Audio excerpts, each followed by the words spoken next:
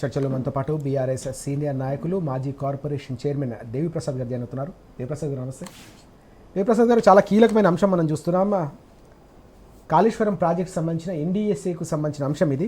NDSA statement అంటూ ఈ వార్త. నీళ్ల లిఫ్టింగ్పై నిర్ణయం రాష్ట్ర సర్కారుదే తప్ప తమది కాదు. కాళేశ్వరంపై ఎన్డీఎస్ఏ కుల్లం కుల్లా అంటూ ఈ వార్త కనిపిస్తోంది. కుట్ర కూలింది, నిజం తేలింది అంటూ ఈ వార్త.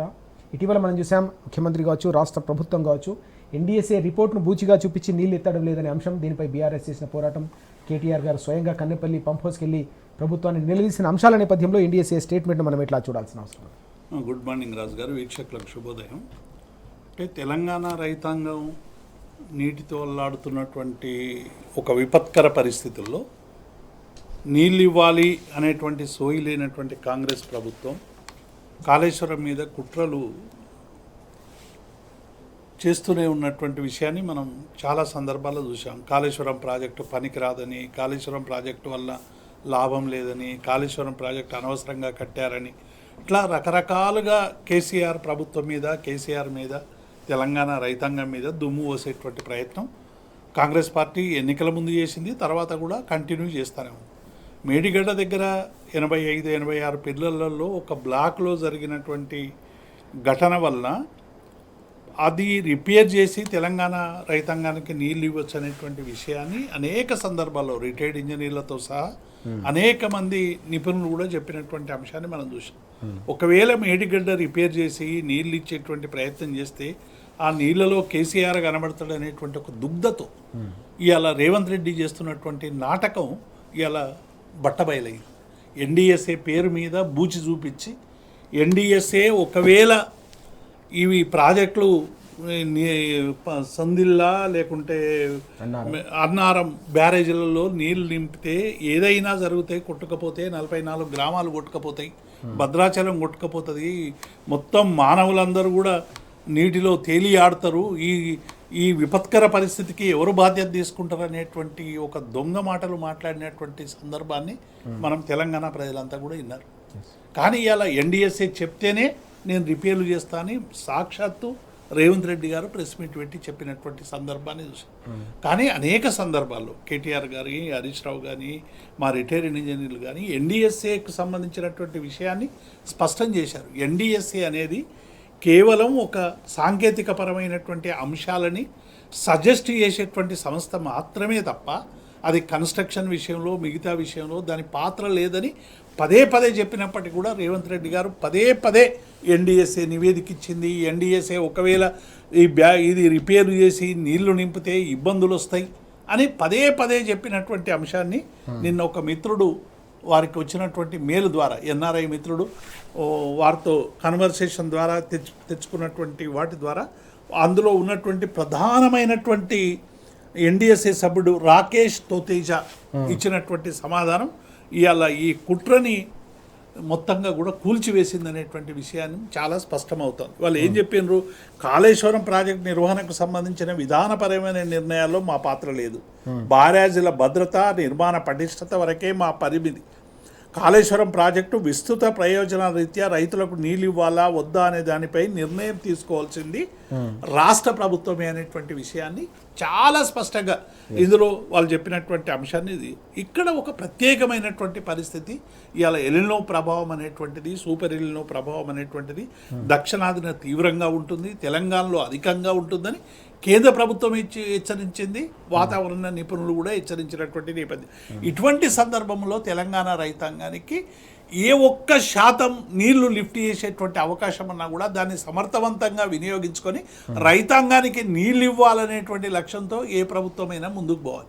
కానీ ఈ ప్రభుత్వం ఏం చేస్తూ ఉంది, 100 అవకాశాలున్నా అవకాశాలను కాలదల్లి 1% నీళ్లు కూడా ఎత్తిపోసేటువంటి ప్రయత్నం చేయడం లేదు. కేటీఆర్ గారు కన్నెపల్లి పంప్ హౌస్ దగ్గరికి పోయి ఈ నీళ్లను తీసుకురావడానికి అవకాశం ఉందనేటువంటి విషయాన్ని చెప్పారు. గోదావరి దగ్గర ప్రాణహిత నుంచి వస్తున్నటువంటి నీళ్లు నిత్యం సముద్రంలో కలుస్తూ ఉన్నాయి, వాటిని ఎత్తిపట్టి నించుకోవచ్చు. ఆఖరికి ఇంజనీర్లు కూడా కాఫర్ డ్యామ్ కట్టాలని రాష్ట్ర ప్రభుత్వానికి సజెస్ట్ చేసినటువంటి సందర్భాన్ని కూడా మనం పత్రికల్లో, వార్తల్లో చూసినాం. అంటే ఇప్పుడు ఉన్నటువంటి బ్యారేజీలో గతంలో 2 లక్షలకు పైగా క్యూసెక్కులు వరద, 22 లక్షల క్యూసెక్కుల వరద వచ్చినా కూడా కొట్టుకపోయినటువంటి గ్రామాలు ఈ 5 టీఎంసీలు 3 టీఎంసీలు 8 టీఎంసీలు అంటే దాదాపుగా 88,000 90,000 క్యూసెక్కులు పోతే గ్రామాలు ఎట్లా పోతాయి అనేటువంటి విషయాన్ని కూడా మర్చిపోయి యథేచ్ఛగా అబద్ధాలు ఆడడం అనేటువంటిది ప్రభుత్వానికి ఒక సహజ సాంప్రదాయంగా మారిపోయింది. ఇవాళ రైతులు ఇబ్బందులు పడుతున్నారు, నీళ్లు కావాలని అడుగుతున్నారు, ఘోషపడుతున్నారు, నీళ్లు లేక పొలాలలో పంట వేయనా వద్దా అనేటువంటి సందిగ్ధావస్థలో ఉన్నారు. కాబట్టి ఇటువంటి సందర్భంలో ఈ రైతులకు సరైనటువంటి వ్యవసాయం చేసుకునేటువంటి స్వేచ్ఛను కూడా ఇవ్వకుండా వాళ్లకు ఈ ఎన్డిఎస్ఏ రిపోర్ట్ అనేటువంటి ఒక కళ్ళెం వేసి ఎన్డిఎస్ఏ చెప్పింది ఏదైనా అయితే ఏమవుతుంది, ప్రళయం అవుతుంది, కొట్టుకపోతుంది, మొత్తం ప్రాజెక్టులే నాశనం అయిపోతాయి అని చెప్పేటువంటి ఒక దుర్మార్గమైనటువంటి ఈ దానికి ఇలా వీరు ఎన్డిఎస్ఏ సభ్యుడు చెప్పినటువంటి జవాబు. కానీ ఇది మనకు తెలుసు ఇదివరకే ఎన్డిఎస్ఏ నిర్మాణము, ఎన్డిఎస్ఏ ఎందుకు ఏర్పడ్డది, ఎన్డిఎస్ఏ పర్పస్ ఏంది అనేటువంటిది ఏ ఒక్క వ్యక్తి అయినా పోయినా మనకు అర్థమవుతుంది దాన్ని చదివితే, అందులో లోతుకు పోతే. కానీ ప్రభుత్వం ఏం చేస్తూ ఉందంటే ఒక అంశాన్ని ఏదైనా కుక్కను పిచ్చి కుక్క అని 20 సార్లు అనగానే అది పిచ్చి కుక్క ఎట్లా మారిపోతుందో ఇలా కాళేశ్వరం కూడా ఇది పనికిరాని ప్రాజెక్టు అని పదే తమ మీడియా హౌజుల ద్వారా లేకుంటే ప్రభుత్వం ప్రతి కార్యక్రమాల్లో కూడా చెప్పి ప్రజల్లో ఒక విషబీజం నాటేటువంటి ప్రయత్నం చేస్తాం. దాన్ని ప్రజలు ఇవాళ తిప్పికొడుతున్నారు, అనేక సందర్భాల్లో తిప్పికొడుతూ కాళేశ్వరం వల్ల మాకు నీళ్ళు వచ్చినాయి, కాళేశ్వరం వల్ల మా భూములు పంట పడినాయి.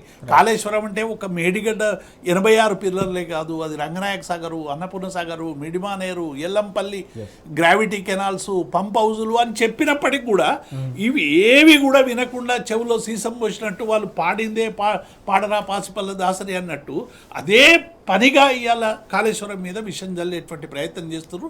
ఆ విషబీజాన్ని ఇవాళ బద్దలు చేసినందుకు నేను ఆ మిత్రుణ్ణి, ఎందుకంటే ఆ మిత్రుని లేఖ ద్వారా మెయిల్స్ ద్వారా ఇవాళ ప్రపంచానికి తెలవడం అనేటువంటిది. అట్లాగే ఈ విషయాన్ని ఎందుకంటే ప్రజలు బాధపడుతుంటే ఆ బాధకి సరైనటువంటి పరిష్కారం చూపాలనేటువంటి తపన ఉన్నటువంటి నిపుణులు ఇవాళ ఈ కుట్రను బద్దలు కొట్టేటువంటి ప్రయత్నం చేసినందుకు వాళ్ళకు మనస్ఫూర్తిగా మా పార్టీ ద్వారా కృతజ్ఞతలు తెలియజేస్తాం. ఇక్కడ చాలా కీలకమైన అంశం వస్తుంది దేవిప్రసాద్ గారు.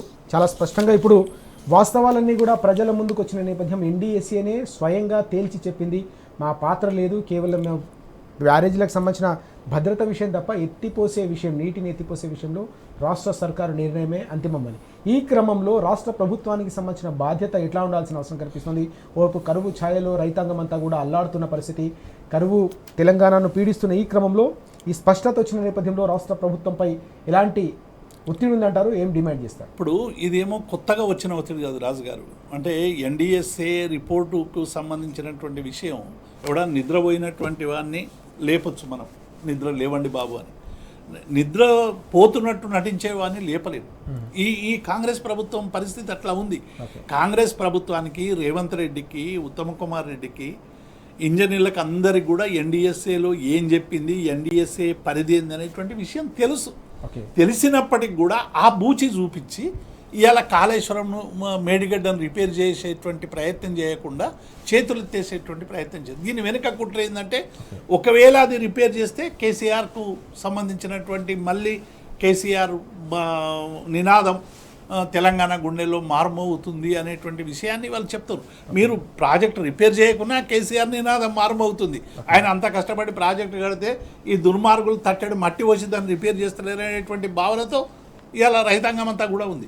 ఇవాళ ఇప్పటికే ఎన్డీఎస్ఏ నీకు సుందిళ్ళ కానీ అన్నారం కానీ అవసరమైతే సిపిఎస్ ఉన్నా లేకుంటే ఏమైనా చిన్న రిపేర్లు ఉన్నా మీరు గ్రౌటింగ్ చేసుకొని వాటర్ సర్టెన్ లెవెల్ వరకు మీరు స్టోర్ చేయొచ్చు అనేటువంటి విషయాన్ని గతంలో చెప్పింది. ఆ ప్రయత్నం జరిగింది, గ్రౌటింగ్ కూడా కంప్లీట్ అయిందని ఇదే ఉత్తమ్ కుమార్ రెడ్డి గారు 2-3 సందర్భాల్లో చెప్పినటువంటి అంశాలు. మేడిగడ్డకు సంబంధించి కూడా ఆల్టర్నేట్, ఒకవేళ ఎలినో ప్రభావం ఇంత తీవ్రంగా ఉంది కాబట్టి నీటిని లిఫ్ట్ చేయాలంటే, వస్తున్న నీటిని ఒత్తిపట్టాలంటే మీరు వెంటనే ఒక కాపర్ డ్యామ్ కట్టి దాంతో నీళ్లు తీసుకుపోయేటువంటి ప్రయత్నం చేయొచ్చని కూడా ఇంజనీర్లు చెప్పినటువంటి అంశాన్ని చూసి. కాబట్టి ఇప్పటికైనా ఆ టెస్టులు కంప్లీట్ చేయమని ఎప్పుడో చెప్తే 3 వర్కింగ్ సీజన్లు ఈ కాంగ్రెస్ ప్రభుత్వానికి ఉండేటువంటిది ఏం వర్కింగ్ సీజన్, ఒక్క వర్కింగ్ సీజన్ వస్తుంది. ఇక ఈ కాంగ్రెస్ ప్రభుత్వం ఒక్క వర్కింగ్ సీజన్ తర్వాత మళ్ళీ వర్కింగ్ సీజన్ వచ్చేటువంటి అవకాశం లేదు. వర్కింగ్ సీజన్ను చేతులారా వదిలేసుకున్నది. నేను అదే చెప్తున్నా, 1% అవకాశం ఉన్న నీటిని ఎత్తిపోసి తెలంగాణ రైతాంగానికి నీళ్ళు ఇవ్వాల్సినటువంటి Okay. గురుతర బాధ్యత ఉన్నటువంటి కాంగ్రెస్ ప్రభుత్వం చేతికి వచ్చినటువంటి 100 అవకాశాలని జారవిడ్చుకున్నది. ఇవాళ మొత్తం సముద్రంలో నీళ్ళు వదిలేసి పోలవరానికి సంబంధించిన పట్టిసీమకు సంబంధించినటువంటి వాళ్ళు ఎత్తి పట్టుకోవడానికి అవసరమైనటువంటి అన్ని మార్గాల్ని వాళ్ళకి సుగమం చేసేటువంటి ప్రయత్నం చేసింది. అందుకే చంద్రబాబు నాయుడుకు దాసోహం అవుతా ఉన్నారు అనేటువంటి విషయాన్ని మేము అనేక సందర్భాల్లో స్పష్టం చేసినాం. కాబట్టి ఇప్పటికైనా ప్రభుత్వం చేయాల్సింది ఏంటంటే ఎలినో ప్రభావం తీవ్రంగా ఉన్నటువంటి నేపథ్యంలో ఇవాళ అందరం కూడా చెప్తా ఉన్నాం. కాబట్టి ఇప్పటికైనా దాన్ని అవసరమైనటువంటి మరమ్మతులు చేయడము, అవసరమైనటువంటి ఇంజనీర్ల సూచనలు వినడము, ఇంజనీర్లు ఏమైనా చెప్తే వాళ్ళను ఇంజనీర్లు సజెషన్ ఇవ్వడానికి ఒక ఇంజనీర్లు వచ్చి మీరు ఇట్లా చెయ్యొచ్చు, నీటి ఎత్తిపోయొచ్చు, నీళ్ళు పోతున్నాయంటే బెల్ట్తోను కొడతా, మిమ్మల్ని జైలు వేస్తా, మిమ్మల్ని అది చేస్తా ఇది చేస్తా అని ఏ అధికారినైనా బెదిరిస్తే నిపుణులు ఎవరైనా ముందుకు వస్తారా? ఎందుకు మేము చెప్పి ఏం చెయ్యాలి, సమాజంలో దెబ్బలు తినన్నా ప్రజలకు అనేటువంటి భావన రిటైర్డ్ ఇంజనీర్లకు వచ్చేటువంటి అవకాశం ఉన్నది. కాబట్టి ఇప్పటికైనా ప్రభుత్వం ఈ విషయంలో ఆలోచించాలి. మా పార్టీ మీద కోపం ఉంటే రాజకీయ పరంగా తీర్చుకోండి, ఎన్నికల్లో ఓడించే ప్రయత్నం చేయండి, మీరు ఇచ్చిన హామీలు అమలు చేసినామని ప్రజల గుండెల్లో నిలవండి. అంతేగాని తెలంగాణ రైతాంగం మీద మీరు ఒక షాడిస్ట్ పద్ధతిలో వాళ్ళ మీద పగ పెంచుకొని వాళ్ళకు రుణమాఫీ చేయకుండా, సరిగ్గా రైతు భరోసా ఎగ్గొట్టి, నీళ్ళు ఇవ్వకుండా, కరెంటు బంద్ చేసి ఇది ఒక షాడిస్ట్ పరిపాలనలాగా కొనసాగుతాం. ఇప్పటికైనా ఈ ప్రయత్నాలు మారాలని మేము డిమాండ్ చేస్తాం. మనం చూస్తా ఉన్నాం, రాజకీయ కక్షలకు రైతులను బలి చేయవద్దని చెప్పేసి దేవిప్రసాద్ గారు కోరుతున్న సందర్భాన్ని మనం చూస్తున్నాం. ఎన్డీఏసీ రిపోర్ట్ కూడా చాలా స్పష్టంగా చెప్తున్న నేపథ్యం, లేఖ ద్వారా ఎన్డీఏసీకి సంబంధించిన సభ్యులే తేల్చి చెప్తున్న నేపథ్యంలో ఇప్పటికైనా తమ బాధ్యతను గుర్తెరిగి నీటిని ఎత్తిపోసి తెలంగాణ రైతాంగాన్ని కాపాడాలి. కరువు కోరల నుంచి ఇప్పటికైనా తెలంగాణ అన్నదాతను రక్షించాల్సిన బాధ్యత ప్రభుత్వంపై ఉంది. ఒకవేళ ఇప్పటికీ దిగిరాకపోతే తప్పకుండా బీఆర్ఎస్ పక్షాన తమ పోరాట పంథాను కొనసాగిస్తాం, ఉద్యమాన్ని మరింత ఉధృతం చేస్తామని కూడా దేవిప్రసాద్ గారు హెచ్చరిస్తున్న అంశం మనం చూస్తాం. భరత్ గారు నమస్తే. భరత్ గారు, చాలా కీలకమైన అంశం మనం చూసాం. కాళేశ్వరం ప్రాజెక్టుకు సంబంధించి అత్యంత కీలకమైన కాంపోనెంట్ కన్నెపల్లి నుంచి నీటిని ఎత్తిపోయాలని ఇటీవల కేటీఆర్ గారు డిమాండ్ చేసిన సందర్భంలో ఎన్డీఏసీ రిపోర్ట్ను బూచిగా చూపించి నీటిని ఎత్తిపోయే సందర్భం మనం చూసాం. ఇప్పుడు ఎన్డీఏ సభ్యుడు చాలా స్పష్టంగా లేఖలో అనేక వివరాలు వెల్లడించాడు. ప్రభుత్వం విధానపరమైన నిర్ణయం తీసుకుంటే అది మాకు బాధ్యత, మా సంబంధం లేదు, తీసుకోవచ్చు, మా పరిధి కేవలం బ్యారేజ్లకు సంబంధించిన అంశం వరకు మాత్రమే అని చెప్పి స్పష్టం చేసిన విషయం మనం చూస్తాం. ఎట్లా చూడాల్సిన అవసరం కనిపిస్తుంది ఈ ఇష్యూని మనం? నిజము అనేది ఒక నిప్పు లాంటిదండి. దాన్ని ఎన్ని అబద్ధాల చెత్త దాని మీద వేసి దాన్ని కప్పిపుచ్చాలి, ప్రజలని పక్కదోవ పట్టించాలి అనే ఆలోచన ఎవడన్నా చేస్తే వానంత మూర్ఖుడు ఇంకడు, అది కూడా ఉద్దేశపూర్వకంగా చేస్తే వానంత దుర్మార్గుడు ఇంకోడు. ఇంత దుర్మార్గ పనులు చేసుకుంటూ దుర్మార్గుడా అని మాట్లాడినాడు. ఇవాళ ముఖ్యమంత్రి ఎవరైతే ఉన్నారో ఎక్కడ కాళేశ్వరం ప్రాజెక్ట్ ఏంది, ఆ ప్రాజెక్ట్ యొక్క సైజ్ ఏంది, తర్వాత దాంట్లో ఉన్న కాంపోనెంట్స్ ఏంది, ఇవన్నీ ఏది లేనట్టుగా వీటన్నిటి కూడా ప్రజల ముందు మాయ చేద్దాము, అదంతా ఏమీ లేదు, కాళేశ్వరం అంతా కొట్టుకపోయింది, పనికిరాదు అనేది ప్రొజెక్ట్ చేసే దానికోసము మొదటి నుంచి కృషి చేస్తూ ఉన్నారు. ఎవరు? కాంగ్రెస్ పార్టీకి సంబంధించిన వాళ్ళు. రేవంత్ రెడ్డి అయితే దానికి పరాకాష్ఠకు తీసుకుపోయిన అబద్ధాలు, ఎంత ఘోరంగా అబద్ధాలు ఆడొచ్చు అనే దాంట్లో రేవంత్ రెడ్డికి మించినోడు ఇంకొకరు కూడా లేడు. ఓపెన్గా మాట్లాడతాడు. అసలు జరిగిన అది యాక్సిడెంటా లేకపోతే విద్రోహ చర్యనా ఇంత మటుకు దాన్ని తేల్చలేదు. తర్వాత అది అయినా ఇమ్మీడియట్గా ఆ కంపెనీ ఏదైతే ఉన్నదో ఎల్ఎన్టీ కంపెనీ 200 కోట్లు 100 కోట్లు ఖర్చు అవుతుంది, దీనికి మేమే చేస్తామని వాళ్ళని చేయనీయలేదు. తర్వాత కొన్ని లక్షల క్యూసెక్ల నీరు అక్కడి నుంచి ప్రవహించింది. తర్వాత రికార్డు ఎన్నడూ లేనంత వరద కూడా మేడిగడ్డ నుంచి, తర్వాత అన్నారం సుందిల నుంచి ప్రవహించింది. కానీ ఆ నీళ్ళని ప్రజలకు ఉపయోగం లేకుండా, రైతుల పొలాలకు రాకుండా చేసిన దుర్మార్గుడు ఎవడు? ఇలా దుర్మార్గుడని నేను మాట్లాడట్లేదు. ఇది స్వయంగా ముఖ్యమంత్రి గొంతు చించుకొని దుర్మార్గుడా అని ఒక పిచ్చోళ్ళు చేతిలో రాయి ఎట్లనో ముఖ్యమంత్రి చేతిలో భాష అట్ట తయారైంది. ఇవాళ చేయాల్సిన పని చేయకుండా అర్థం పర్థం లేని పద్ధతుల్లో ఇది భద్రాచలం మునిగిపోతుందని మాట్లాడాడు. అసలు భద్రాచలానికి మేడిగడ్డకి తర్వాత ఆ విస్తీర్ణ ఏదైతే ఉన్నదో ఎక్కడైనా అవకాశం ఉన్నదండి. ఎంత ఉంటుందండి బ్యారేజీలు అంటే చిన్నగా నీటిని నిల్వ చేసేది, పారే నీటిని కొంచెం అడ్డుగట్టేసి ఆ నీళ్ళని పైకి పంపుల ద్వారా ఉపరితలానికి, భూమి ఉపరితలానికి తీసుకొని పోయి అక్కడి నుంచి చెరువులు నింపి, ఆ చెరువుల నుంచి అంటే రిజర్వాయర్లు నింపి, ఆ రిజర్వాయర్ల నుంచి చెరువులకు వచ్చి చెరువులలో వాటిని నిలువ పెట్టి కొన్ని కాలువల ద్వారా, కొన్ని బోర్ల ద్వారా మొత్తం తెలంగాణ మొత్తం సస్యశ్యామలం చేసిన దానికోసమే కేసీఆర్ గారు దానికి నాయకత్వం వహించి దాన్ని కంప్లీట్ చేయించారు. ఏ ప్రపంచంలోనే అంత స్పీడ్గా అంత మంచిగా ఏ ప్రాజెక్టు కట్టబడలేదు. ఇది నిజం. ఇది అబద్ధాలు ఎవడు మాట్లాడుతున్నాడు? ఇవాళ అబద్ధాలు మాట్లాడేది రేవంత్ రెడ్డి మాట్లాడుతున్నాడు, అబద్ధాలు మాట్లాడేది కాంగ్రెస్ పార్టీ మాట్లాడుతూ ఉంది. ఎవరిని దేనికోసం మాట్లాడుతున్నది? ఇది చాలా ఇంపార్టెంట్ విషయం. ఎందుకోసం ఈ అబద్ధాలు మాట్లాడుతూ ఉంది? తెలంగాణ ప్రజలని మభ్యపెట్టి తెలంగాణ ప్రజలకి నాయకత్వం వహించే దానికోసం మోసం చేసి ఓట్లు వేయించుకొని ప్రభుత్వం పరిపాలనలోకి వచ్చిన తర్వాత రేవంత్ రెడ్డి గారి నాయకత్వంలోని ఇది కాంగ్రెస్ పార్టీ ఏం చేసిందండి? ఒక చుక్క కూడా నీళ్లు తెలంగాణ ప్రజలకు అందకుండా క్రమబద్ధంగా మొత్తం గోదావరి జలాలు మొత్తం కూడా ఆంధ్రాకి, అటు రాయలసీమ కానివ్వండి, తర్వాత పట్టిసీమ కానివ్వండి, పోలవరం కానివ్వండి, పట్టిసీమ కానివ్వండి, ధవళేశ్వరం కానివ్వండి, ఈ ప్రాజెక్టుల ద్వారా మొత్తం ఆంధ్రాకు పోయేదానికోసము, ఆంధ్ర రైతులని బాగు చేసేదానికోసం జరిగింది తప్ప తెలంగాణ ప్రజలకు ఏమన్నా ప్రయోజనం చేశాడా? ఇంకొక విషయం, ఒక చిన్న ప్రమాదాన్ని అడ్డం పెట్టుకొని ఎంత దుర్మార్గం చేస్తున్నారు చూడండి. రెండో విషయం ఏంటంటే సుందిల్ల, అన్నారం బ్యారేజీలు ఇంటాక్ట్ ఉన్నాయి. తర్వాత ఇంజనీర్లు నెత్తిన నోరు పెట్టుకొని మొత్తుకున్నారు, అరే నాయన మేడిగడ్డ దగ్గర కూడా నీళ్లు ఎత్తిపోయేసేదానికి అవకాశం ఉన్నది, ఒక కాపర్ డ్యామ్ వేయండి, లేకపోతే ఒక రబ్బర్ డ్యామ్ వేయండి, చాలా తక్కువ ఖర్చుతో ఇదంతా వర్కౌట్ అవుతుంది. ఈ నీళ్లు ఇవాళ తెలంగాణ ప్రజలకి ఇంత మునుపు ఈ 10 సంవత్సరాల కాలంలో ఈ ప్రాజెక్ట్ కట్టి కేసీఆర్ గారి హయాంలో ఎట్లయితే నీళ్లు ఇచ్చినామో ఆ రకంగా ఇచ్చే అవకాశం ఉన్నది అని అంటే కూడా చేయలేదు. దేనికి చేయలేదండి? ఒకటేమో కిందకి తీసుకుపోయి ఆయన గురువు గారికి దక్షిణ ఇయ్యడం, ఇక్కడ ప్రజల్ని ఎండబెట్టి మండబెట్టి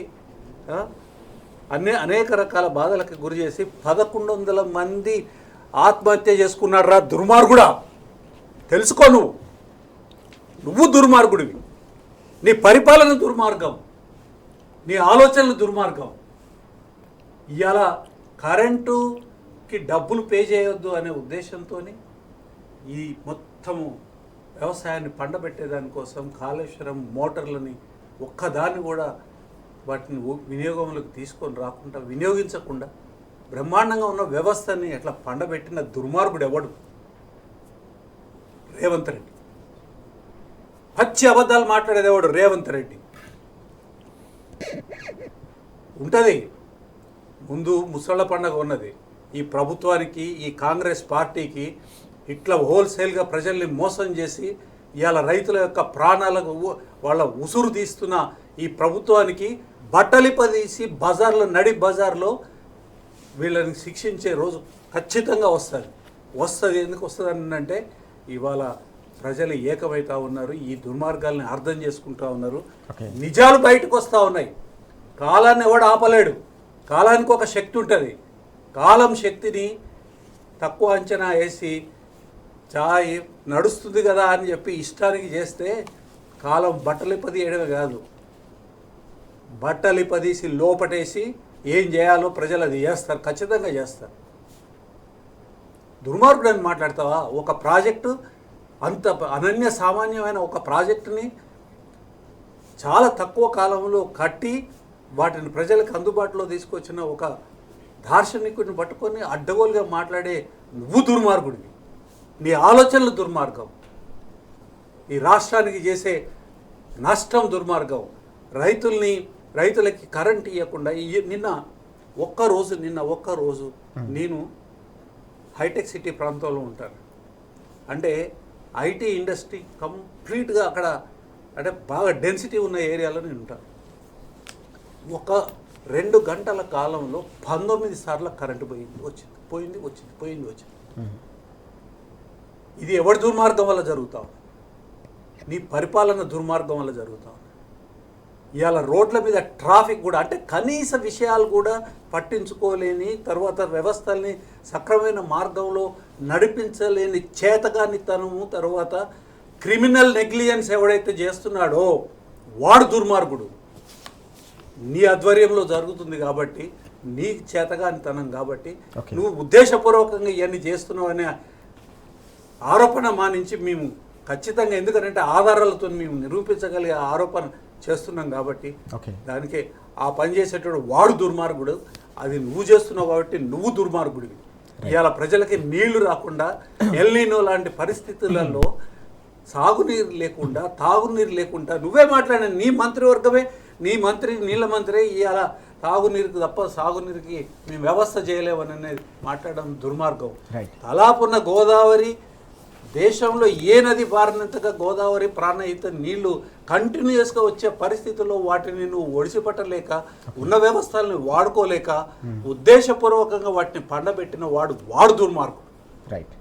కాబట్టి ఈ దుర్మార్గుడు ఏలే ప్రభుత్వంని ఉంచాలనా, పీకాలనా, ఢిల్లీ వీధులలో ఇవాళ జరిగే పోరాటాల పద్ధతుల్లో ఇక్కడ కూడా జరిపించాల్సిన అవసరం ఉందా, ప్రజలు రోడ్ల మీదకి రావాల్సిన అవసరం ఉందా లేదా అనేది ప్రజలు తేలుస్తారు.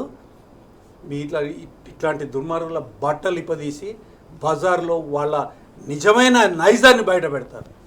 ఎస్ సార్, చాలా కీలకమైన అంశాలు మనం చూస్తూ ఉన్నాం. ఇక్కడ దేవిప్రసాద్ గారు, వాస్తవానికి రైతాంగంలో ఆగ్రహం కట్టలు తెచ్చుకుంటుందనే అంశాన్ని భరత్ గారు కూడా చాలా స్పష్టంగా చెప్తున్నారు. ఏ రకంగా దేశంలో యువత ఆగ్రహంతో కేంద్ర ప్రభుత్వానికి సంబంధించిన వైఫల్యం పైన, నీట్ పేపర్ లీకేజీ కావచ్చు, యువతకు సంబంధించిన భవితవ్యంపై వారందరిలో ఆందోళన వ్యక్తమవుతున్న నేపథ్యంలో ఢిల్లీ వీధులన్నీ కూడా నిరసనలతో హోరెత్తుతూ ఉన్నాయి. ఈరోజు మనం చూస్తా ఉన్నాం, నిన్న కూడా పెద్ద ఎత్తున విద్యార్థులపై లాఠీచార్జ్ జరిగిన అంశం కూడా అందరినీ తీవ్రంగా కలిచివేస్తున్న అంశం. ఎట్లా చూడాలి ఢిల్లీ వేదికగా మరోసారి యువత గలమెత్తుతున్న ఈ అంశం? తెలంగాణ వ్యాప్తంగా ఇప్పటికే నిరుద్యోగులు రోడ్లు ఎక్కుతున్న పరిస్థితి. ఇటీవలే బీఆర్ఎస్ వర్కింగ్ ప్రెసిడెంట్ కేటీఆర్ గారు యువ సమ్మేళనం నిర్వహించిన సందర్భంలో కూడా ఏ రకమైన ఆగ్రహావేశాలు కట్టలు తెచ్చుకున్నాయి మనం చూసాం. ఇప్పుడు రాజుగారు పార్లమెంటు వేదికగా అంటే ఈ 20 సంవత్సరాల దాదాపుగా 20-25 సంవత్సరాల చరిత్రలో అయితే ఇంతటి ఉద్యమాన్ని భారత సమాజం చూసి ఉండదు. లక్షల మంది విద్యార్థులు తమ న్యాయమైనటువంటి డిమాండ్ కోసం నీటి పరీక్షలో జరిగినటువంటి అవకతవకల వల్ల దానికి బాధ్యులైనటువంటి మంత్రిని బర్తరఫ్ చేయాలి అనే చెప్పి డిమాండ్తో 23 రోజులుగా అక్కడ ఉద్యమం జరుగుతూ ఉంది. ఒక సామాజిక కార్యకర్త దీక్షలో కూర్చున్నాడు. దీనికి సందర్భంగా పార్లమెంటు సెషన్ స్టార్ట్ అవుతున్నది కాబట్టి ఈ ప్రభుత్వాలు ఏమి చర్చలు జరుపుతలేవు, మాట్లాడతలేవు, కనీసం నోరిప్పుతలేవు. ప్రధానమంత్రి 23 రోజుల నుంచి నోరిప్పినటువంటి సందర్భం లేదు. నడ్డా మాట్లాడలేదు, అసలు ధర్మేంద్ర రెస్పాన్స్ లేదు. పార్లమెంట్లో చర్చ జరుగుతారా లేదా తెలియదు.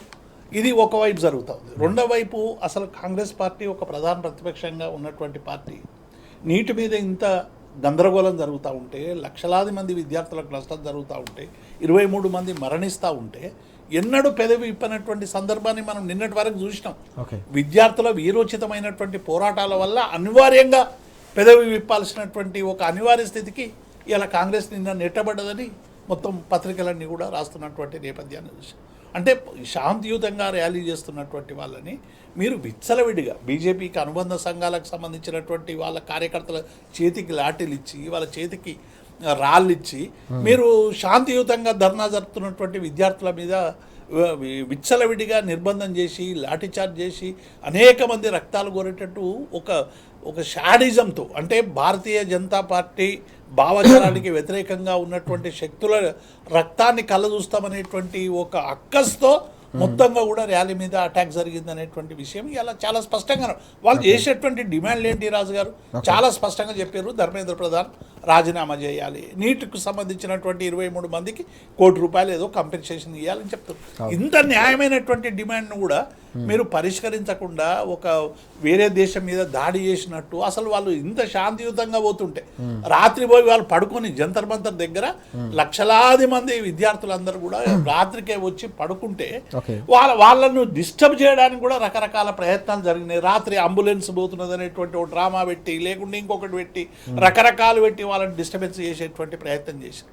కాబట్టి ఇవాళ కేంద్ర ప్రభుత్వం పూర్తిగా భారతీయ జనతా పార్టీ ఇవాళ ఒక నిర్బంధం, ఎందుకంటే గతంలో రైతాంగ ఉద్యమాన్ని చూసినాం. ఒక సుదీర్ఘకాలం ఉద్యమం చేసినటువంటి రైతాంగం మీద ఉగ్రవాదులని, మావోయిస్టులని, లేకుంటే పాకిస్తానీయులని రకరకాల ముద్రలు వేసి 7-8 నెలలు ఉద్యమం చేసి చివరికి క్షమాపణ చెప్పి చట్టాలు వెనుక తీసుకునేటువంటి స్థితిని మన కళ్ళ ముందు చూసినాం.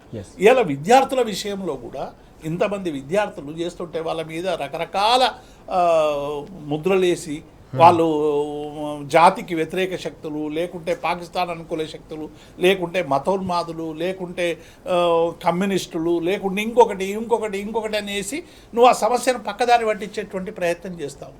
కాబట్టి ఇవాళ కేంద్రం అనుసరిస్తున్నటువంటి ఈ చర్య ఇవాళ కోట్లాది ప్రజల్ని కలిసివేసి విద్యార్థుల మీద జరిగినటువంటి లాఠీ దెబ్బ ఇది మా మీద పడ్డదనేటువంటి ఇవాళ ఎదురు. ఎందుకంటే 2 పార్టీలు ఇవాళ కాంగ్రెస్ పార్టీ, ఇటు బీజేపీ, ఈ సుదీర్ఘకాలం పరిపాలిస్తున్నటువంటి పార్టీలు ప్రజా సమస్యల పరిష్కారంలో కానీ, ప్రజాస్వామ్యంగా వ్యవహరించేటువంటి పద్ధతిలో కానీ ఒక సరైనటువంటి పద్ధతిని ఎంచుకుంటలేవనేటువంటి ఒక ఆవేదన, ఆగ్రహం ఇవాళ అన్ని ప్రజల్లో కట్టలు దించుకుంటావు.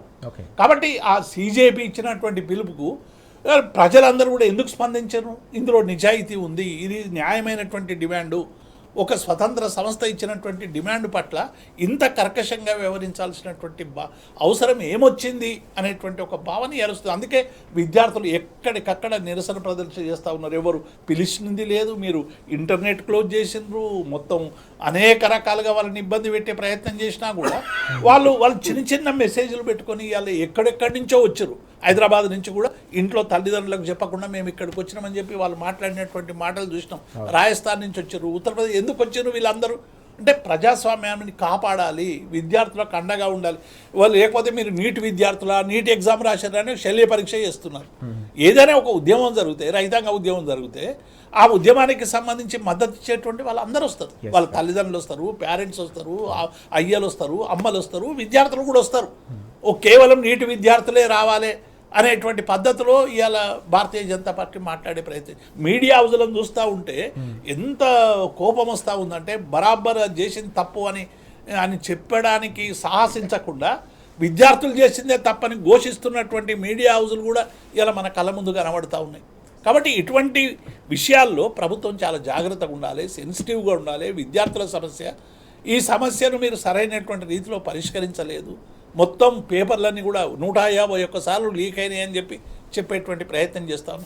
రెండో వైపు తెలంగాణలో కాంగ్రెస్ ఏమో, అక్కడ రాహుల్ గాంధీ ఏమో ప్రధానమంత్రి ఇంటి దగ్గర పోయి నిరసన ప్రదర్శనలు చేసి దీన్ని ఖండించేటువంటి ప్రయత్నం చేస్తుంది. ఇక్కడ ఏం జరుగుతుంది తెలంగాణలో?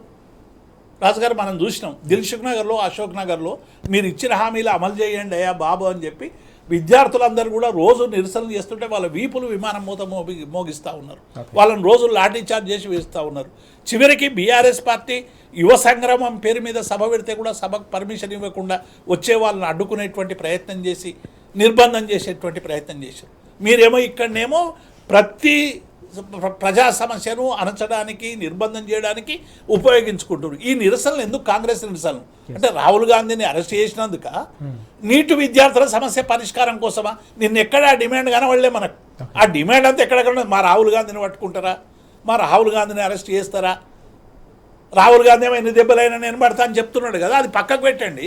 పెట్టి ఈ ప్రజా సమస్యల పరిష్కారం కోసం మేము విద్యార్థుల పక్షం ఉంటామనేటువంటి ఒక భరోసాను ఇవ్వాల్సినటువంటి ఒక ప్రధాన ప్రతిపక్షం ఇవాళ పెదవి విప్పకుండా ఆ రాజకీయాల కోసం, ఇది విద్యార్థులకు ప్రభుత్వానికి మధ్య జరిగేటువంటి ఒక ప్రజాస్వామిక పోరాటాన్ని అది బీజేపీ వర్సెస్ కాంగ్రెస్గా మార్చేటువంటి ఒక కుట్ర చాలా స్పష్టంగా కనబడతావు. కాబట్టి ఇలా ప్రజలు అర్థం చేసుకుంటున్నారు, విద్యార్థులు అర్థం చేసుకుంటున్నారు. ఈ 2 పార్టీలకు ఒక ప్రత్యామ్నాయాన్ని ఎత్తుక్కుంటున్నారు ప్రజలు. కాబట్టి డెఫినెట్గా ఇది ఒక మహోజ్వల ఘట్టం.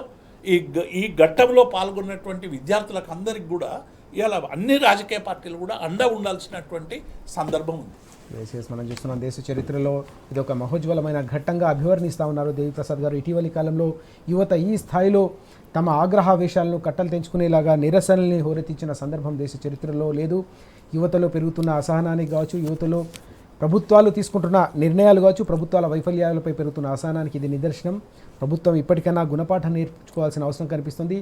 ఈ మొత్తం ఉద్యమాన్ని క్యాప్చర్ చేసేందుకు, క్రెడిట్ కొట్టేసేందుకు కూడా కుట్రలు కొనసాగుతున్నాయి. ఇది కాంగ్రెస్ అలాగే బీజేపీ మధ్య జరుగుతున్న ఒక పొలిటికల్ ఫైట్గా చిత్రీకరించే కుట్ర కూడా కొనసాగుతున్న నేపథ్యంలో యువత అలాగే దేశ ప్రజలు అత్యంత అప్రమత్తంగా వ్యవహరించాల్సిన అవసరం ఉందనే అంశం కూడా ప్రస్తావనకు వస్తాం. మనం చూస్తున్నాం దేశ చరిత్రలో మరొక ఉద్యమానికి శ్రీకారం చుడుతున్న పరిస్థితి. దేశ రాజధాని ఢిల్లీ నడివీధులన్నీ కూడా యువత ఆందోళనలతో అట్టుడుకుతూ ఉన్నాయి. గతంలో చలికే వణికి పుట్టించేలాగా రైతాంగ ఉద్యమాన్ని మనం చూసాం. 3 నల్ల చట్టాలకు వ్యతిరేకంగా మరోసారి అలాంటి ఉద్యమం మరోసారి తారాస్థాయికి చేరుతూ ఉంది. యువత అన్నిటికంటే ముఖ్యంగా నీట్ పేపర్ లీక్తో పాటుగా తమ భవిష్యత్తుపై ఆందోళన వ్యక్తం చేస్తూ ఢిల్లీ వీధుల్లో కదం తొక్కుతున్న ఈ అంశాన్ని మనం ఎట్లా చూడాల్సిన అవసరం కనిపిస్తాం. దేవిప్రసాద్ గారు చాలా విస్తారంగా చాలా వివరంగా ఈ ఉద్యమానికి సంబంధించిన అనేక అంశాలని ప్రస్తావించినారు. వాటికి అదనంగా నేను ఒక 2-3 విషయాలు మాట్లాడదలుచుకున్నాను. ఎందుకంటే ఏ ఒక్క విషయం కూడా వారు చెప్పిన విషయాలని కాంట్రడిక్ట్ చేసే విషయం ఒకటి కూడా లేదు. విషయం ఏంటంటే కాంగ్రెస్ పార్టీ వారు చెప్పినట్టుగా ఇన్ని రోజులుగా దాదాపుగా 2 నెలలుగా జరుగుతున్న ఈ విషయాల్లో ఎన్నడూ కూడా ఒక్క అడుగు ముందుకేసి మాట్లాడింది లేదు. ఒక రిప్రజెంటేషన్ కూడా ఇవ్వలేదు. 100 మంది ఉన్నారు వాళ్ళకి. పార్లమెంట్లో 100 మంది ఎంపీలు ఉన్నారు. కేవలం లోక్సభలోనే గుర్తుపెట్టుకోండి. మాట్లాడలేదు.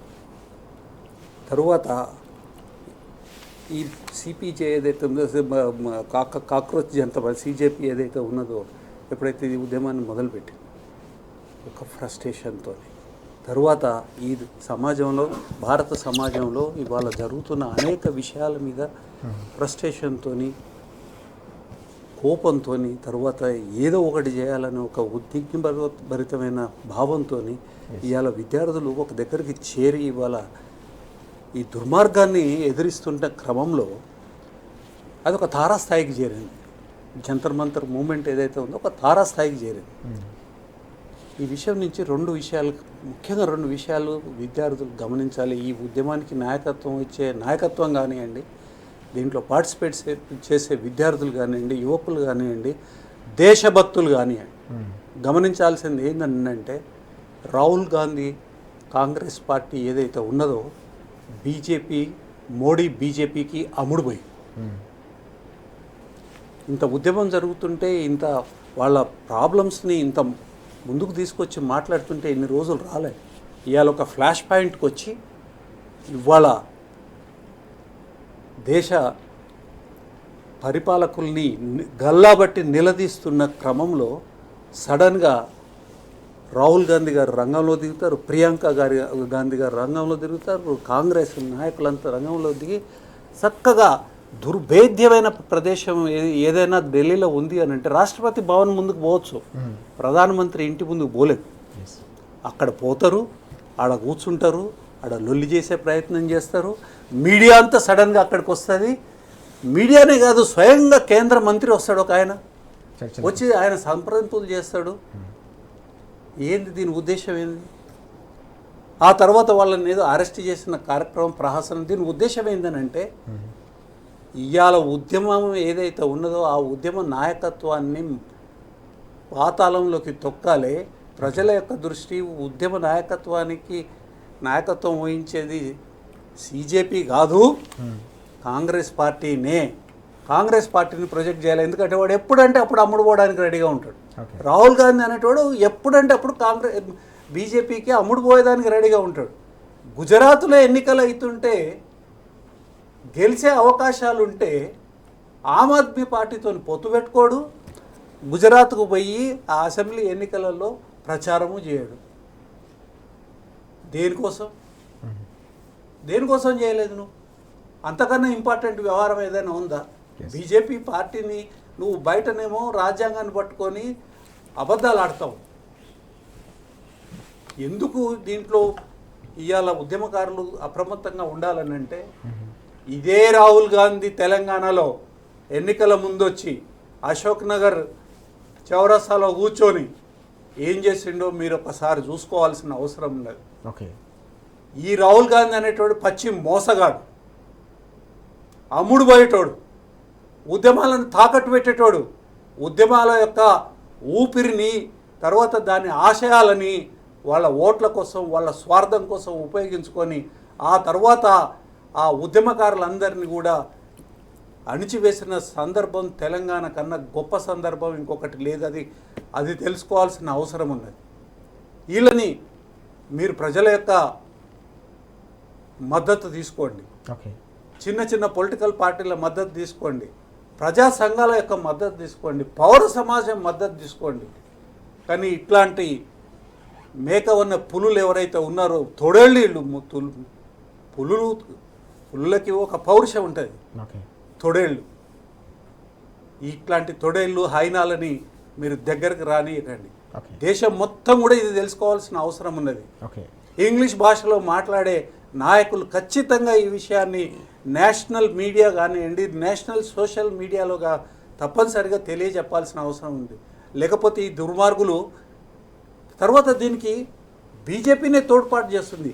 రాహుల్ గాంధీని ఖచ్చితంగా ప్రధానమంత్రి ఇంటి ముందుకి పంపించింది బీజేపీ నాయకత్వమే.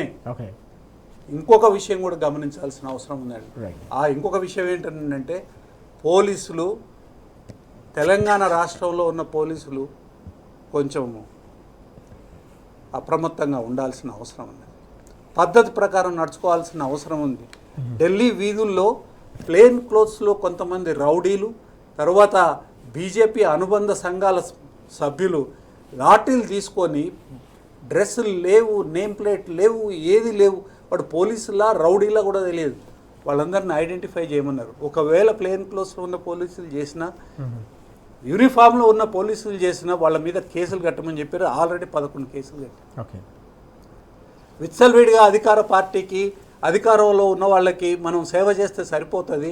ప్రజలకు సంబంధం, మీరు తినేది ప్రజల సొమ్ము, జీతాల రూపంలో మీకు ఇచ్చేది ప్రజల పబ్లిక్ ఎక్స్చెకర్ నుంచి మీకు శాలరీస్ వస్తూ ఉన్నాయి. మీరు చేసేది ఉద్యోగం లాగా చేయండి, నేర్చుకోండి. ఢిల్లీలో పోలీసులకి ఏ పరిస్థితి అయితే ఇవాళ ఎదుర్కోబోతున్నారో కోర్టులలో, ఈడ కూడా మీరు ఎదుర్కొంటారు. మీరు ఇక్కడ చాలా హద్దు మీరి తప్పుడు కేసులు పెడతా ఉన్నారు ప్రతి పోలీస్ స్టేషన్లో. ఇది పద్ధతి కాదు. ఇది కూడా మీరు నేర్చుకోవాల్సిన అవసరం. తర్వాత ఇంకొక విషయం గమనించాల్సిన విషయం ఏంటంటే, మద్దతు అనేది స్వాభావికంగా వస్తుంది, న్యాచురల్గా వస్తుంది. ఏం అవసరం అండి? హైదరాబాద్ నుంచి, బొంబాయి నుంచి, అనేక ఇతర రాష్ట్రాల నుంచి స్విగ్గీని, జొమాటోను ఉపయోగించి అక్కడ ఉద్యమం చేసే వాళ్ళకి అన్నం లేకుండా, నీళ్లు లేకుండా వాళ్ళు కష్టపడుతున్నారని ఇక్కడి నుంచి ఆర్డర్లు చేస్తే కొన్ని వేల మందికి అక్కడ ఆహారాన్ని పంచిపెడతా ఉన్నారు. ఎంత గొప్ప మద్దతు అండి ఇది, సంఘీభావం కదా. ఈ సంఘీభావాన్ని కొల్లగొట్టుకునే దానికి దొంగల్లాగా ఇవాళ డ్రామాలు చేస్తూ ఉంది కాంగ్రెస్ పార్టీ. అక్కడ ఈడేం చేస్తున్నారు? నిన్న కాక మొన్న దిల్సుఖ్ నగర్ సభను ఆపేదానికోసం దేవిప్రసాద్ గారు చెప్పినారు. ఎన్ని రకాల దుర్మార్గాలు చేసినారు నిరుద్యోగుల మీద, తర్వాత ప్రజల మీద ఎన్ని రకాల దుర్మార్గాలు చేస్తున్నాయి. కాంగ్రెస్ పార్టీకి అసలు నైతిక విలువలు ఉన్నాయా అసలు? కాబట్టి ఉద్యమకారులు కానివ్వండి, ప్రజలు కానీ గమనించాల్సిన అవసరం ఉంది. కాంగ్రెస్ పార్టీ, బీజేపీ పార్టీ రెండు వేరు కాదు, రెండు కూడా ఒకటే. వీళ్ళకి వాళ్ళు, వాళ్ళకి వీళ్ళు. మేము పోయేదాకా మేము పరిపాలన చేస్తాం, మేము పోయిన తర్వాత మీరు రండిరా, మిమ్మల్ని మేము కాపాడుకుంటాం, మమ్మల్ని మీరు కాపాడుకోండి, దేశంలో ప్రజలు మాత్రం ఇటనే అణిచివేద్దాం. ఇదే పద్ధతుల్లో రైతు ఉద్యమంలో కూడా చెడగొట్టేదానికోసం కాంగ్రెస్ పార్టీ ఎత్తులేసింది. చివరికి ప్రైమ్ మినిస్టర్ని వంగదీసి ఉద్యమం ఏం చేసింది? ఆ రైతు చట్టాలని వెనక క్షమాపణ చెప్పినాడు. అప్పుడు క్షమాపణ చెప్పిన మళ్ళీ ఇప్పుడు ఇంకా బుద్ధి రాలేదు, మళ్ళీ అదే పద్ధతిలో బిహేవ్ చేస్తూ ఉన్నాడు. ఏందండి? లేకపోతే ఒక మంత్రి ఎవరైతే దీనికి కారకుడైనాడో, డైరెక్ట్గానైనా ఇండైరెక్ట్గానైనా మొత్తం మంత్రిత్వ శాఖ ఆయన కింద ఉన్నది కాబట్టి బాధ్యత వహించండి. సింబాలిక్గా బాధ్యత వహించి రిజైన్ చేయమని చెప్పినారు. మొట్టమొదట నిన్ను డిస్మిస్ చేయమని అడగలే, రిజైన్ చేయాలని డిమాండ్ చేసింది. ఆ తర్వాత మీరు ఏమి రెస్పాండ్ అయిన సమయంలో ఇవాళ ఈ డిమాండ్లతో వాళ్ళు చాలా సింపుల్ డిమాండ్స్. అంటే అహంకారం నెత్తికెక్కితే ఏ డిమాండ్ కూడా వినిపించదు, చెవులు మూసుకొని పోతాయి. ఇట్లాంటి దుర్మార్గాలు రోడ్ల మీద చేస్తారు. ఇది విశ్వవ్యాప్తం అవుతుంది. ఈ ఉద్యమం ఏదైతే ఉందో దేశవ్యాప్తం అవుతుంది. వీళ్ళకి బుద్ధి చెప్పే రోజులు చాలా దగ్గరగా ఉన్నాయి. ఇవాళ ఒక పద్ధతి ప్రకారం ఈ ఉద్యమాన్ని మీరు ముందుకు తీసుకుపోవాలని కోరుకుంటూ Right. మీ అందరికీ కూడా ఈ ఉద్యమకారులందరికీ కూడా మా నైతిక మద్దతు అనేది ఖచ్చితంగా మేము ఇస్తాం. ఎస్ మనం చూస్తూ ఉన్నాం దేశ యువత అంతా కూడా ఉవ్వెత్తున ఉద్యమం చేస్తూ ఉంటే ప్రధాని మాట్లాడట్లేదు, ధర్మేంద్ర ప్రధాన్ మాట్లాడట్లేదు అనే అంశం ప్రధానంగా చర్చకు వస్తున్న పరిస్థితి. భరత్ గారు కూడా చాలా కీలకమైన అంశాలు ప్రస్తావిస్తూ ఉన్నారు. ఈ ఉద్యమానికి తప్పకుండా దేశంలోని సమాజం అంతా కూడా సంఘీభావం ప్రకటిస్తూ ఉంది, తాము కూడా సంఘీభావంగా నిలుస్తూ ఉన్నాం. ఈ ఉద్యమాన్ని నీరుగార్చే కుట్రలు కూడా కాంగ్రెస్ బీజేపీ కలిసి చేస్తున్న నేపథ్యంలో యువత అత్యంత అప్రమత్తంగా ఉండాలి. ఈ ఉద్యమంలోకి కాంగ్రెస్ బీజేపీని రాకుండా అడ్డుకోవాల్సిన అవసరం ఉందనే అంశం కూడా ప్రస్తావనకు వస్తున్న పరిస్థితి. చివరిగా ముగించే ముందు క్లుప్తంగా దేవిప్రసాద్ గారు మరో కీలకమైన అంశం, నిన్న ముఖ్యమంత్రి చేసిన వ్యాఖ్యలు కూడా ఈరోజు ప్రధానంగా కనిపిస్తూ ఉన్నాయి పత్రికల్లో. మీరు కూడా ఉద్యోగ సంఘాల నాయకులుగా ఎప్పుడు వారి గొంతుకై వినిపిస్తూ ఉంటారు. బిఎల్ఓలు పనిచేయరు, జీతం మాత్రం తీసుకుంటారని చెప్పేసి ముఖ్యమంత్రి చేసిన వ్యాఖ్యలు మనం ఎట్లా చూడాల్సిన అవసరం? రేవంత్ రెడ్డి పరిస్థితి ఏమైపోయిందంటే ప్రభుత్వం పనిచేయదు, అధికారులు పనిచేయరు, కేవలం నేను మాత్రమే 24 గంటలు పనిచేస్తా అని చెప్పుకునేటువంటి ఒక దుర్మార్గమైనటువంటి భాష వాడుతూ ఉన్నారు.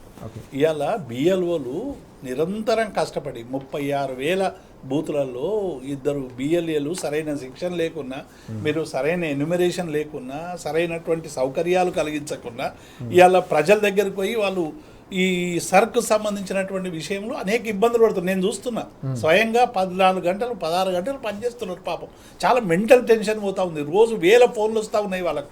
ప్రతి ఒక్కటి ఈ ఎన్నికల కమిషన్ దేనికి సరైనటువంటి వివరణ ఇవ్వదు. ఈ బిఎల్ఓలు తెలుసుకొని వాళ్ళు వివరణలు ఇచ్చే వరకు మొత్తం ఇవాళ ఒక పెద్ద ఎత్తున మానసిక ఒత్తిడికి స్ట్రెస్కు లోనవుతున్న బిఎల్ఓల పట్ల ముఖ్యమంత్రి మాట్లాడే మాటలు ఇవేనా? ఇవాళ ముఖ్యమంత్రి మీరు జీతం వస్తుంది 1వ తారీఖు, మీరు పని చేయకుండా జీతం వస్తుందని, పని చేయకుండా జీతం ఎవడేమన్నాడు? పని తీసుకోండి, పని చేయకుండా జీతం ఇవ్వమని ఏ ఉద్యోగం కోరుకుంటలేడు. మీరు ఇవ్వాల్సిన డిఎల్ ఇస్తలేరు, 18% డిఎల్ కోత పెట్టారు, 3 ఏళ్ళ నుంచి పిఆర్సీ లేదు, ఏ ఉద్యోగులకు సంబంధించినటువంటి ఒక సమస్య పరిష్కరిస్తలేరు, 100 మంది రిటైర్ ఉద్యోగులు మరణించారు.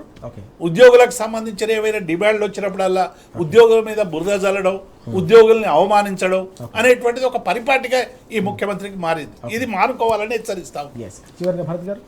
ఇప్పుడు ఎలక్షన్ కమిషన్ ఎప్పుడైనా సరే మాకు ఇంతమంది సుశిక్షితులైన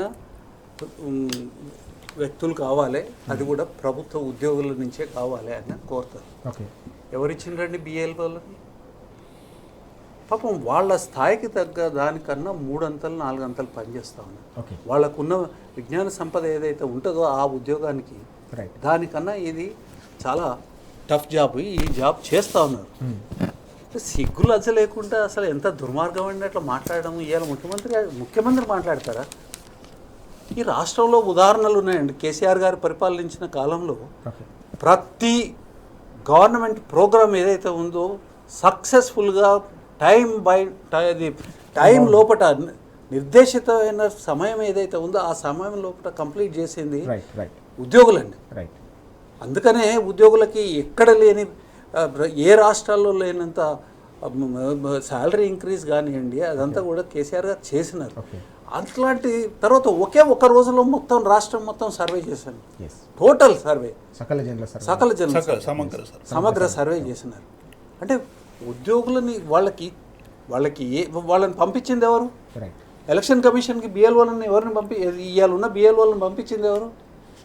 గవర్నమెంటే కదా.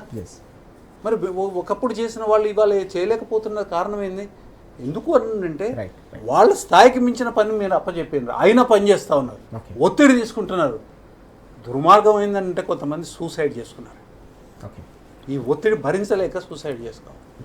అంత త్యాగంగా పనిచేస్తుంటే ఈ రకంగా ఆక్షేపించడం ఏ రకంగా కరెక్ట్ అండి? కాబట్టి ఒకటే, దుర్మార్గం అని అంటే కాంగ్రెస్ పార్టీ, దుర్మార్గులకు నాయకుడు అని అంటే రేవంత్ రెడ్డి. ఇవాళ దృష్టాంతరాలతో నేను ఐఎమ్ టాకింగ్, నేను ఏదైనా పదాన్ని ఉపయోగిస్తున్నంటే కాన్షియస్గా దాని కాన్సిక్వెన్సెస్ తెలిసి మాట్లాడుతూ ఉన్నాను. దుర్మార్గుడు నువ్వు. ఈ రకంగా మాట్లాడడం అనేది ఇంతకన్నా ఘోరం ఇంకోటి ఉండదు. అదే ఇప్పుడు ఏ విషయాల మీద నువ్వు బిఎల్ఓలను ఆక్షేపిస్తున్నావో అదే విషయాలు నీకు అన్వయిస్తే నువ్వెంత చేతగాని వాడివి. నువ్వెట్లా ఇంట్లో కూర్చొని తింటున్నావు? ప్రభుత్వం మొత్తం అధికారాన్ని అంతా కూడా నీ సొంత లాభాని కోసము, నీ కుటుంబం కోసము, నువ్వు దోచుకొని తినేదానికోసం నువ్వు ఉపయోగిస్తున్నావు. కావాలంటే ఇవాళ నువ్వు ఏం చేస్తావో చేయి, నిరూపించడానికి మేము రెడీ. ఎస్ మనం చూస్తా ఉన్నాం పూర్తిగా కేసీఆర్ గారి హయాంలో ప్రభుత్వ ఉద్యోగులను కంటికి రెప్పలా కాపాడుకోవడంతో పాటు వారికి పూర్తి స్థాయిలో గౌరవం ఇస్తే ప్రస్తుతం వారిని అవమానించేలాగా మాట్లాడడం అత్యంత బాధాకరం.